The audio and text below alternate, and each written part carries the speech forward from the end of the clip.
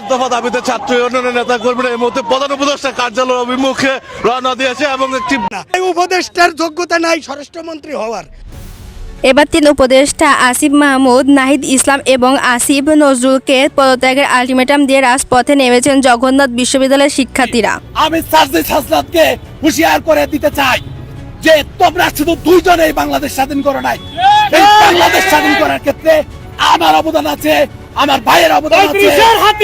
বাংলাদেশের উপদেষ্টাদের পদত্যাগ সহ 3 দফা দাবি নিয়ে কাল থেকে ক্যাম্পাসের সামনে আন্দোলন করে যাচ্ছে শিক্ষার্থীরা। সেখানে শিক্ষার্থীদের তাদের দাবি তুলে ধরেছেন। আমরা ঘরে ফিরবো না, এর আগেও আমরা আন্দোলন করেছি, আন্দোলন এসেছি এবং শিক্ষার্থীরা সেই দাবিতে জানান দেয় জগন্নাথ বিশ্ববিদ্যালয়ের দ্বিতীয় ক্যাম্পাসকে নির্মাণ এবং 3 উপদেষ্টাকে পদত্যাগ করিয়ে সেনাবাহিনীর হাতে ক্ষমতা হস্তান্তর করতে। শিক্ষার্থীরা সেই আন্দোলনে আরও জানান দেয় যদি সরকার দ্রুত এই কোনো পদক্ষেপ না নেয় তাহলে তারা এই আন্দোলনকে আরও বড় আকারে রূপ দিতে বাধ্য।